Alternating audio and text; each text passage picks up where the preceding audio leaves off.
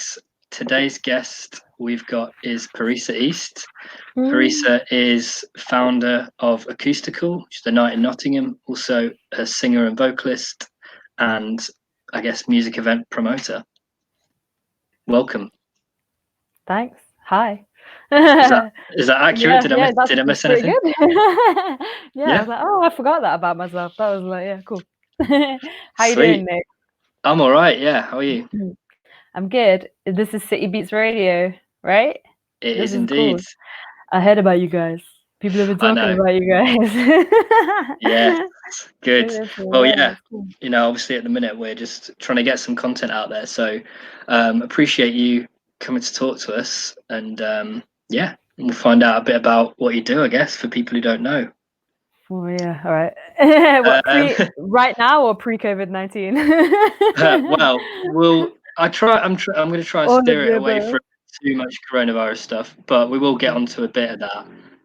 But no, just more generally, really wanting to talk about, you know, what your introduction to kind of getting into music was, what your kind of journey was to where you are now, really. Okay, cool. What was your first kind of, you know, what was the first thing that kind of got you interested in music? That got me interested in like music as an entity, or in working? Just even in the most broad sense. So what initially attracted you to music? Right. So when I was about 2.5 years old, my mother enrolled me into the Tracy Quaife Dance and Theatre School in Nottingham. So from like the age of like 2.5, 3, I was doing like ballet, tap, like modern, which was all like R&B kind of music, and soul music. And there was music that I would I wasn't even hearing sometimes on like Top of the Pops or whatever, because back in the day, like when there was like no YouTube, I didn't have a record collection. No one in my immediate family was a DJ or anything. Like my uncle liked the Pet Shop Boys and stuff, but I did not. Like when I heard that kind of music, I didn't like it. But when I started hearing more like R&B, jazz, soul, like my mum would have Ella Fitzgerald and Louis Armstrong cassette tapes and the West Side Story soundtrack cassette tape, and I would buy like ABBA. I got really into ABBA. I don't know when my first thing of music was, but I think as soon as it hit me, I just became like moved by it. So it's just something that's become more and more part of like who I am, like part of my life. I don't know. Yeah, I mean that's a pretty good introduction. It's a nice broad range of styles of music, I guess. So kind of going from there, like what made you get to a point where you wanted to do your own stuff and start kind of, you know, making music yourself? I just started like, I guess I started freestyling and singing, and with Tracy Quaife, with the dance school, when we were doing our numbers, which is what they're called, like we would be singing along and dancing. So there could be like show tunes, like proper like movie soundtracks from the 20s, 30s, 40s, 50s, 60s, 70s, 80s. It could be Robbie Williams, like, you know, it could be like Destiny's Child, it could be Nina Simone, all different stuff. And if there was lyrics, you kind of like sang and you danced. And so I was constantly like learning really to sing and to dance and to do both things at the same time, which is mad because I didn't consider myself a singer until like, I mean, I was singing on stages at festivals before I considered myself a singer. Like it was it was weird. But from sort of like the age of 20, 21, I picked up a microphone for kind of like the first time, and this coincided with like the first sort of acoustical as well. So I think I picked up a mic, and then 3 months later I hosted the first ever acoustical. And I was just like encouraged from friends. But I guess I always wrote. It's weird. It's like I would be 13 years old and I was writing lyrics. I was like writing Eminem lyrics in my own style and things like that, and getting like little droplets of music of different genres. So if I heard a reggae beat, a reggae bass line, a dub bass line, anywhere, I loved it. Like I could hear like a 10-second glimpse of a Ragga Jungle track in someone's car. I could hear like a 10-second glimpse in someone else's car of a different thing, and I could hear this like Jamaican sound that was great, like it was really attracting me. And it wasn't something I had a lot of access to. No Jamaican like family, like grown up in Radcliffe-on-Trent, which is like a nice like suburban village of Nottinghamshire. Like didn't so my experience of music was quite like, you know, if I was at somebody's house and they had MTV Base, I would hear a little bit, but a lot of my friends weren't into that either. I was into it naturally, but I didn't know the artists, I didn't know the genres that much, I didn't know anything. I was just like getting like interested in things and having glimpses of it, like on a movie soundtrack, on the radio if it came on, or so yeah. That's cool though. Yeah, I mean I think that's something that I get from your music taste in general, is like you kind of draw inspiration from a lot of different things, and I think that's really cool. So going back to what you said about you know, first kind of doing stuff with vocals and then putting on your first acoustical night, how did that come about so quickly? What was the reason that happened? So John Manning and Joel White are two friends that I went to school with, and once I'd kind of come back from uni, we were just hanging out with them and their girlfriends and a couple of our other friends from school in the castle. So on Forest Road East, Forest Road West, there's like a house on the corner that was like a notorious party location. And I didn't really know this, but I went there and they had like a drum kit and some keyboards and some microphones and stuff. And we were just messing around and I was just like freestyling. And they were just like, oh, would you like to be like a vocalist in our band? And so like that happened. And we were doing an open mic night at the Maze. This is years ago. This is like 2008, 2009. And we did like a little open mic thing there. And then I did that was like December, I think. I don't know, I'm more modelled up, but I'm sure we did like an open mic, and then I launched Acoustickle in March 2009. And then I think Basement Forte played quite on like one quite soon on that. But I just like had never sang down a microphone. With dance school, it was all acapella. It was just like whatever, and it wasn't like we're not there to sing, we were there to dance, like we were dancers, like kids or whatever.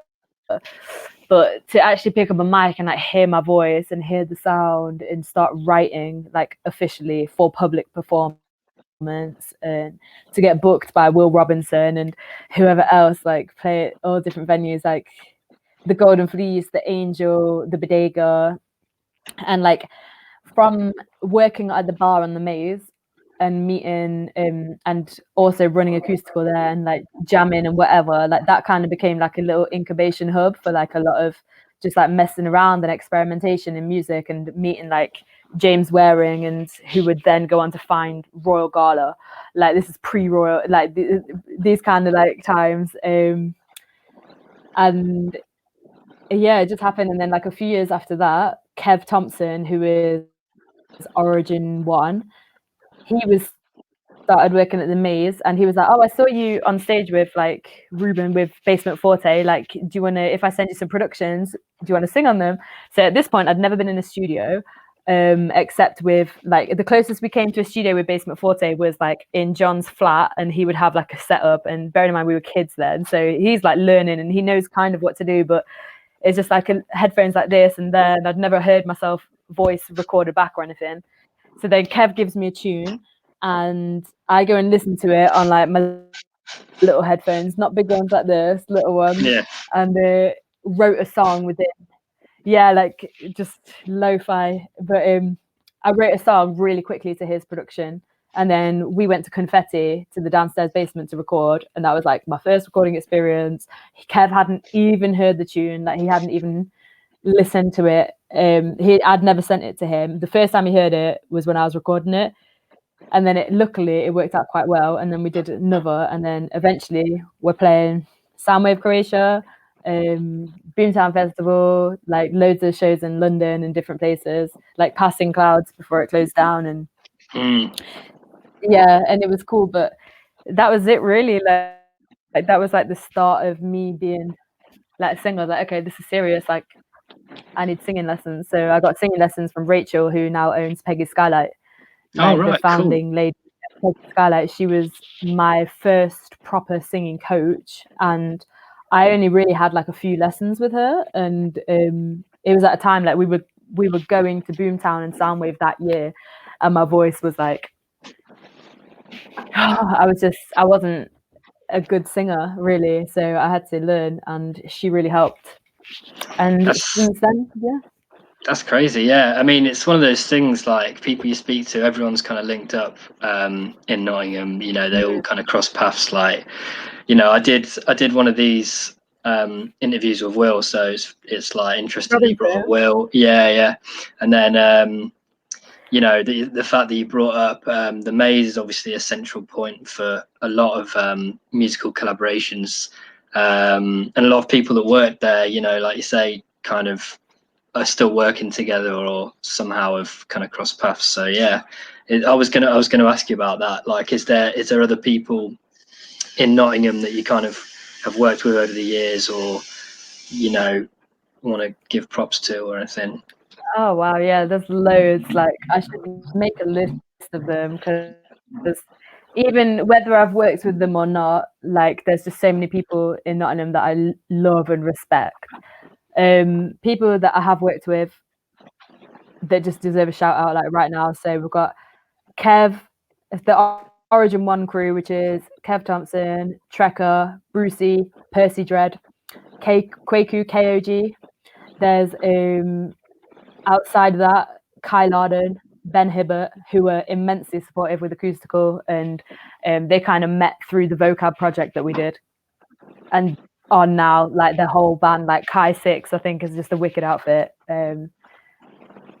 Molly Ralph and Chloe Rogers, Georgia Copeland and Nadia Latoya. They've now formed Melonics, so they're a great duo. Sound beautiful. They sound so beautiful together. Ella Knight. I love Ella Knight's vocals. Morgan Monroe, who's from Leicester. SHVVN from Nottingham. I really like the sound that she's developing. There's loads of people. There's like Super Beats, the producer. There's so many that I can't even think of them. There's just so many, like Snowy, for instance, like Grime. Like he's wicked and he's doing his thing. I love I think Kurt as well is a really good producer, and I want to hear so much more of his stuff. The Deeper Than Roots studio and crew in general, like the urban like flavors and sounds that are coming out of there are wicked. I think one of my all-time favorite Nottingham acts ever, not even Nottingham act. I think one of my like, I just love his songs.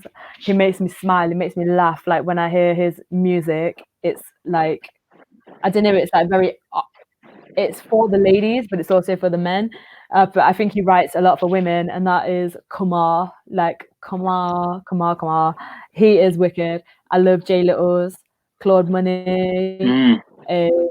Yeah, the stuff that they're doing together is crazy. With Randall Savage as well, Pete Beardsworth. Yeah, the Three Body Trio crew. Like there's so many. There's like Daisy. There's Johnny Scott, Chawe, Andre the producer. Like these people all know what I think of them. Like, because I'm always telling them how great I think their music is. Like, it's a bit too much. But Sky, Cilia, Chizomo.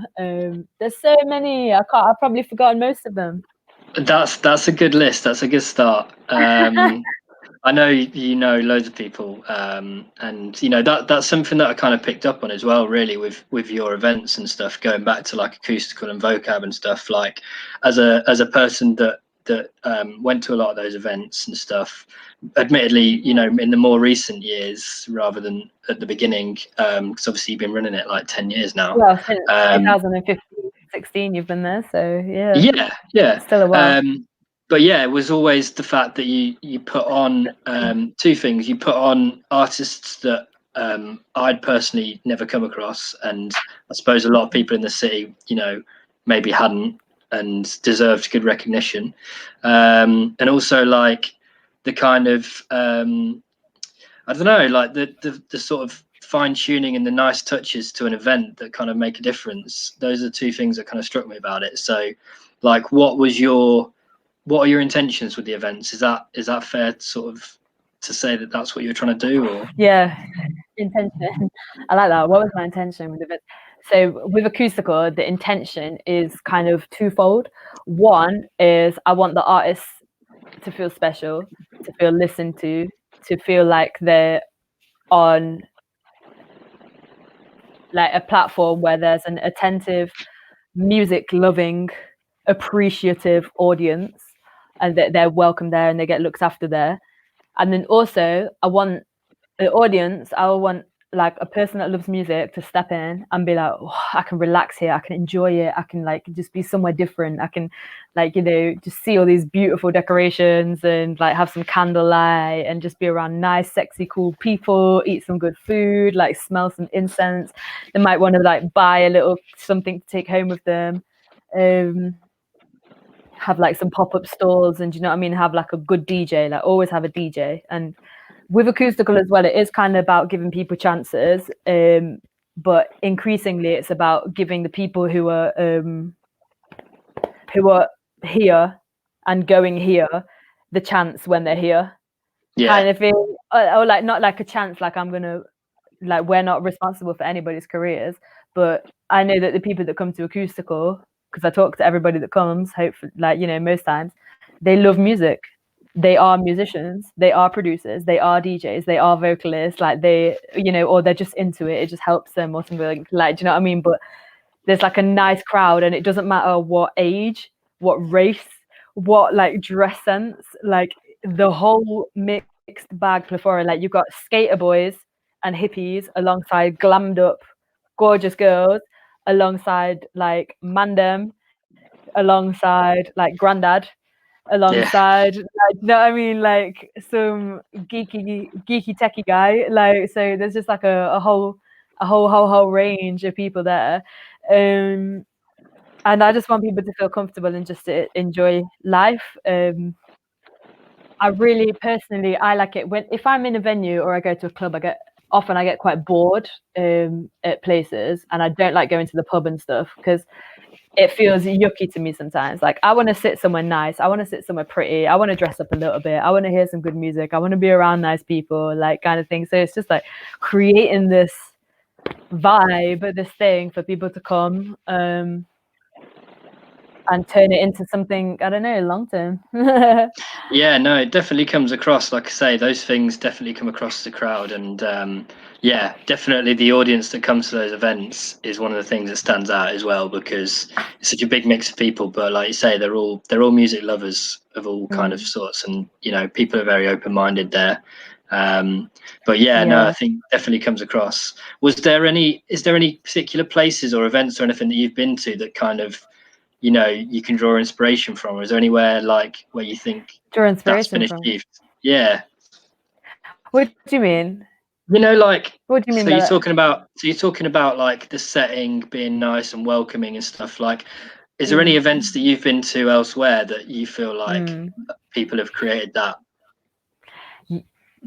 Right, I'll be honest, I've been to some events and I've really enjoyed myself, but I've never been anywhere like Acoustickle, except say like if it's a club. So I was in Shanghai in April 2018, and I had a list of jazz clubs, jazz bars, locations that played jazz in Shanghai, and they're all beautiful, glossy, like the Ritz-Carlton, and they've got a keys player and a vocalist up there, and you know, and they fly in like American artists for a week or 3-week residency, and people do like a tour. I went to the Lincoln, so jazz at the Lincoln, Shanghai, and then I went to Jay-Z bar, which is like in a really cool complex, and I was like, oh, I wish we had these venues. Like I would love to do a gig here, I would love to do a show, and like the venue was perfect, and it was like red lighting and little touches and great like branded like beer mats, and they had a UV stamp. So after that I went and bought a UV stamp for Acoustickle, because I was like, yeah, that's sick, that's nice. Sick. Not that we used it, but like when I was in Paris as well, because what I do is periodically is I I'd kind of go on like a holiday for worky, musicy purposes. And I've noticed that everywhere in the world has phenomenal venue spaces and brilliant like architecture, and it's just beautiful. So when I was in Paris for a week, I was there trying to think, okay, how could I do like a little acoustical in Paris? Like what's possible? Because I know there's music here and I know they love the kind of music we put on. And I just found so many like great locations. Likewise in Lisbon and also in Cape Verde, although I didn't go to Cape Verde specifically. I went more there to just relax and let loose and just be somewhere like idyllic. Like I really wanted one of those dream holidays that you see where people have got like palm trees and like amazing ocean and it's a different continent and it's sunny, and I just wanted one of those experiences. But when I was there, I was like, we could have a festival here. Like this is such a cool place. But yeah, Have like you done... Sorry, I was carry on. No, sir. No, I was just gonna say I have been to venues, but like I can't remember many like events off the top of my head now. But when I think of them, I'll name drop them because there are some really cool events out there. Yeah, definitely. I think it was cool that you were able to do that with venues that you wouldn't normally have that vibe in as well. Like I remember the first time, obviously no disrespect to the Maze at all because I love that venue, but I've never seen it like how you had it with the first time I went to one of the I think it was an acoustical night. Like just completely like transformed the space, you know what I mean? It's normally kind of a pretty raw sort of venue, really. Like it does what it says on the tin. It's a live music venue, but I think for those nights, a punky, scary, drum and bassy music, like exactly, venue, which is great. But like, and I suppose you wouldn't expect it really to work for the sort of thing that you do. But transforming the space is impressive, and it's cool, and it makes a big difference to the vibe of the events. You see, what the Maze has, which not a lot of venues in Nottingham had, even until recently, is a stage, a sound system, a sound engineer, a separate room at the back where you can charge to get in, the ability to promote there any night of the week, low hire fee, and a lot of relaxation. So we can take a barbecue grill out back, we can like decorate, we can staple gun the wall. I'm not saying it was the perfect place, and I knew from working at the Maze that I never really wanted to run my own venue. Yeah. I never really wanted to run my own like shop or venue or business from that, because I just, when you see how much work and how much energy and how expensive and how time consuming these things are, like I was just like, ooh, okay. But we go in there and we'll just like give it a little spruce, and I burn like 10 incense sticks at the same time in every toilet, everything, just like fumigate it, and then we start like stapling in the fabric, bringing in the flowers. Like Christine now will do the stage, so I've handed, like, I trust her, I know she'll do a good job. For the last one we just had, I gave direction of saying I want this kind of thing to happen, I want this, but then I give her the rein and she does it. And then out in the audience bit, I'm there and I'm like moving the tables and chairs, and I'm sitting there and I'm putting something there, and I'm like, does that look nice? Does that look cool? Would that like? And then like, how does this look? And because I'm quite like a messy, scrappy person, like rather than doing something meticulous where it's all very neat, I was just like, okay, it's going to be like a bit wild here. And like stapling ivy and wisteria and fabric and whatever, just trying to make it happen. And then it just kind of works. It works, like this enchanted forest, genie's lamp explosion, east to west, north to south thing going on, and it happens. It does. You make it work, definitely. On the topic of like, make it work there. Oh, definitely. The help, and I have a lot of little helpers, and they're brilliant. So who's involved with the projects? Actually, that'd be an interesting thing. Right. So on an acoustical event, there'll be like generally different people that will be involved for each one. But Christine Mystique, she is my go-to woman for a lot of stuff. She'll be the person that I do planning with and discussions with, and like some of like the marketing and stuff. Then I've got a couple of work experience students and a friend.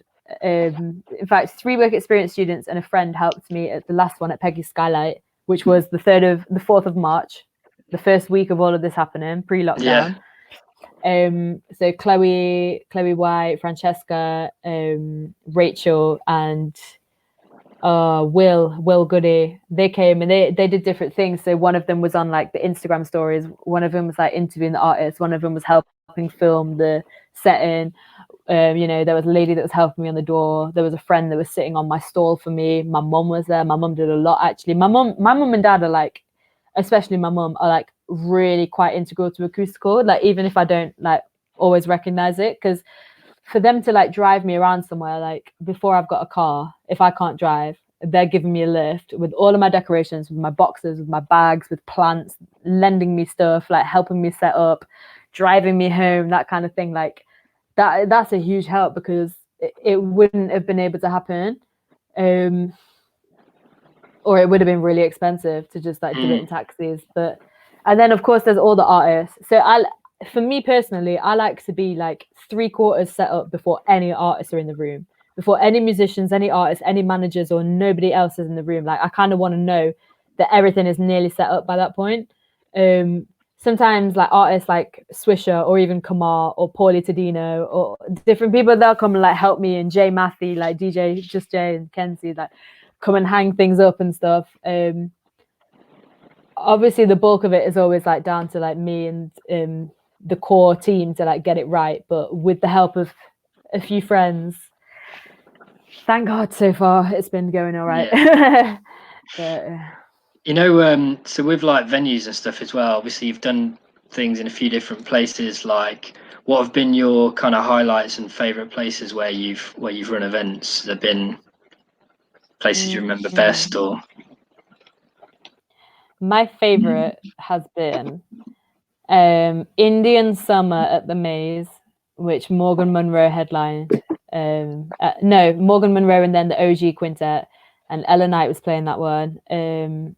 Son of from Leicester played. That was just gorgeous because we had the theme of like Indian summer, so we had loads of Indian and like Persian kind of like decorations and stuff everywhere, and I love doing that. That was at the Maze, and it felt like the best theme we had ever done. Like it just, things fit.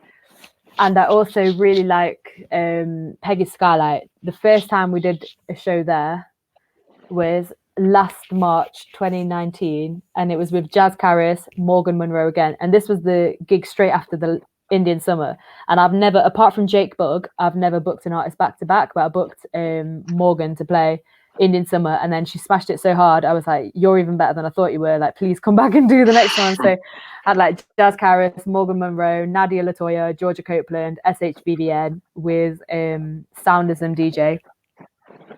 And it was wicked. It was like the first time I'd run an event in Peggy Skylight, and I just remember thinking, this is so nice, it's so easy, it's so clean, it's so accessible, it's like just, it was fine. It was busy, it was vibrant, it was nice, everything was good about it. The Bodega, we've done some shows at the Bodega that I really liked. I really liked performing at the Bodega as well, for Soundism mostly. I've done so much stuff, like done an event. Basically when I was working on Can't Stop Won't Stop, because I was partnered with Joe Buda, and we put on Roy Ayres with like the South Bank City crew and Jeremy Prince, so that we were like a little unit. And then also we did so many gigs there, but then Soundism and Can't Stop Won't Stop and these guys linked up, and it was mostly like Soundism and Can't Stop promotion, and we sold out Hot 8 Brass Band there, and Hot 8 Brass Band were wicked, and this is before they were coming back to Nottingham. Like I think the first time they played Nottingham was through that gig that we put on at South Bank City, and that was fun. And with South Bank City as well, you got like the tech, you got the hospitality, you got the Ned Ludd and South Bank, like the food, the staff, the professionalism, everything was cool. When I did events at the Salt Box with the same crew as South Bank City, like Tom and Owen, that was a really cool. Like we did Aku and Naru there, and Vince Wilson was a partner in that event as well. Vince is Nathaniel from Mim's dad, and we all worked together. So Vince, Nathaniel's dad, who's just like one of my inspirations. Tom and Owen from Saltbox, and Acoustickle basically hosted Aquanaru. And that was really fun as well because it was busy, it was full, and people were like kind of paying attention to what was happening. They were like, okay, we see you, like you kind of thing. Like Christine had decorated the light boxes with this beautiful stenciled gold lettering and things, and yeah, it was just, you know, even like the Alley Cafe, Ben who runs the Angel, he had the Alley Cafe, and he let us put out a marquee outside in his courtyard and basically have outdoor raves. Yeah, I remember playing one of those every other month. Once every other month we would have an Acoustickle there, and he'd give us like an 80 quid budget or something, and so get like 3 or 4 artists on, maybe a little DJ, and just do a thing. And yeah, I think I've seen you at those raves. Yeah, I remember there was some good parties there. Yeah, Ooh, there was some really good outdoor parties there. Yeah, I do miss that one actually. Yeah, really cool. Yeah, and another thing I guess is like, oh, it's so good. Yeah, go on. Were you gonna say something? Yeah, I was gonna say the Origin 1 music video for always For the Love, we recorded as a block party outside of Cobden Chambers. So we basically had like a little barbecue and a drink up outside there and set up a little sound system. And I think after that, they got into so much trouble that they just didn't let anyone else do anything.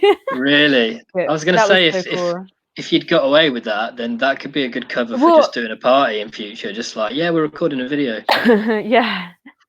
Yeah, I mean, they were happy with us, like, to be there, but I don't think they quite realized what was going to happen. They had all these businesses, but because something was happening, we were bringing people in, but they were like, oh, you're getting rid of all our customers. I was like, I beg to differ, mate. Like, loads of people just off the street, like, but it was cool. That was 2013. Wow. Yeah, I didn't know about that.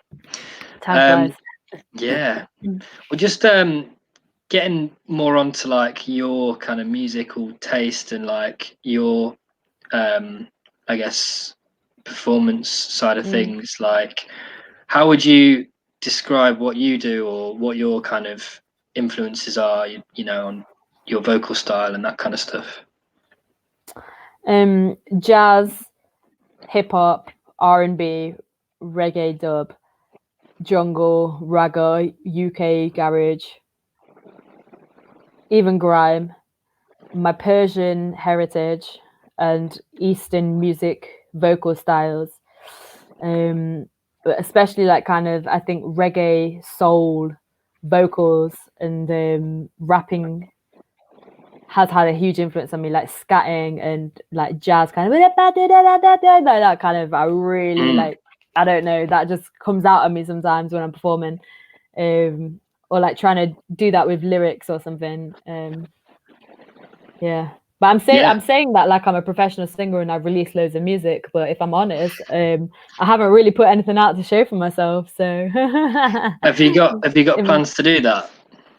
Yeah, I guess so. It's just that I've got all of these songs and I've got all of these lyrics, and most of them are like not finished products, and the finished ones I have got are good, but they're old as well. So I just need to like write and finish and record and release. I'm working on about 5 different productions now that I've been sent, but what I'm trying to get to is my own like group of musicians where I can really write with and like write the parts and produce something that is very me. So I guess that is coming, but who knows when. Yeah. I can see why it's kind of a different approach, because like you say, your style is quite kind of freestyle, and that suits you in a live setting, you know, it really kind of works. But no, I've got no doubt you're gonna put out some good music. Thank you. People are definitely wanting to hear it anyway. Thank you. So yeah, I guess like last kind of thing really is what are your plans for the future? What, you know, you're going to continue with the nights? Have you got anything in particular you're pushing? Or well, plans for this week is if you follow the Instagram, the Acoustickle Instagram, we're going to be doing an interview with Kamar on Instagram Live, and then cool. Morgan Monroe is going to do a takeover, so she'll be doing like a 10-15 minute performance on there, and we're uploading some old footage from like last year, basically, of live performances, and from this year, from just before lockdown. We're going to put our YouTube content up and put it on Instagram TV, so there'll be something entertaining to watch, like, you know, emerging artists. And then I think I might do like a little live performance as well. And just, yeah. The thing is, it's like, really and truly, I don't care too much what people think about me. Like, I've come to accept my flaws. Do you know what I mean? But I realize that sometimes I put something out and I know that it's not my best, but somebody might be hearing that thinking that I think that is my best. And so I should be more hesitant before putting certain things out there, because I could be telling people that, oh, I'm not very good, where I think I am good, but I haven't showcased that properly to an audience. Because even like performances, like live performances on stage, I haven't done my best. I think I've never performed to the best of my ability. Like, but that's a journey, and it keeps going, and I'm growing as a person, as a vocalist, as a writer. If you are not feeling particularly extroverted that day, it can be quite difficult to perform. So finding like a headspace where I can just sit and write, or do like a live thing, or go in the studio, and obviously I can't go in a studio now. And I was, before this happened, I was doing some recording. I was working on a couple of different projects, and we had an acoustical based project the Arts Council were back in, where we had musicians and rappers and poets, and they were like producing a thing. So now I've got a sound card, and I've bought a little plug that I need, and I'm going to get with my laptop, and I'm just going to start recording myself. Yeah. Just practicing, recording myself, learning a little bit of basic production, so I can speak this musical recording language. You know what I mean? Like, just learning something for myself. Definitely, now's the time really to be doing that sort of stuff. Right. So everyone seems to be doing. Price of those recorders has gone up a lot. Yeah. But actually, one more thing that I kind of forgot to ask really is, like, how do you go about sourcing your acts for your nights? You know, you seem to know a lot of people, and you're always on the pulse of like who's up and coming in the city. Well, I can't give you all my secrets. No. Basically, I just follow what I like. So if it makes me feel like this is great, I know that my friends will like it, and some other people will like it. And even if they don't, I'll be like, you people are crazy. This is great. Like, so, yeah. You know, I could like hear somebody and they could be like 16 years old or 18 years old, and obviously they're on the start of their career, but they've got that special something. It's like, people should support them from this moment. Like, you know, you should be heard. You should get this experience. You should be able to like perform for people. And then other than that, yeah, sometimes I'm just like listening to tunes, and I reach out to an artist like, I'd love to book you on one of my shows, and bam, there you go. So it's cool. Different, you're obviously good at it. Yeah. Thank you. Sweet. Yeah. Have you got any plans for events? I guess everything's a bit up in the air at the moment, but we plan to continue with live stuff when that's all possible. Yeah, 100%. But how we do it, I think, will change. Definitely. What about you guys? Yeah. We plan to. I think, you know, obviously we just do sort of sporadic events here and there, so it's not affecting us as much. But obviously, people that this is their main business, like, they all say the same thing, like you just said. Like, it is going to probably change how events are run in the future, and also there's going to be this thing where there's going to be so many events once lockdown's lifted that it's just going to be a bit crazy. Like, it'll be good because everyone's going to want to go out. Fun, but it'll be intense. Yeah, and also like staggering whether you want to put on an event during the very beginning when it's just kind of like so much going on. I don't know. It's all a bit crazy, and no one can really plan when they want to do their first event and stuff. No. But no one can plan it. So we were going to do gigs in April, May, and July. April, May, and then June, July. Don't know what's going to happen. Like, I was going to bring an artist, Andre, the producer, introduced me to from London, who's called Kai as well. And Kai with a K, her voice is incredible. It's so beautiful. Like for like R&B and jazz, like she's really got that sound nailed. But might not happen. Might not be able to do it. We'll see, because all of these festivals, I mean, if the Edinburgh Fringe Festival is being cancelled, then I mean, and then do people want to go out in public in big gatherings? Yeah, I don't know how it'll be, but we're gonna adapt to it. We'll figure it out. It'll be fine. We'll adapt. How can we not adapt? You have to adapt, otherwise you die. Yeah, exactly. No, it's cool. It'll keep going, but yeah, it's just a bit crazy, isn't it? But yeah, cool. Well, thanks for chatting with me. It's been nice to catch up. Thank you. Learn some new stuff that I didn't know about all of this as well. Did you have anything else you want to say, or are you happy to wrap it up? No, just stay safe, be cool. Yeah. Do you want to? Have you got any plugs for your online stuff as well? Like, have you got any websites or social media you want people to hit?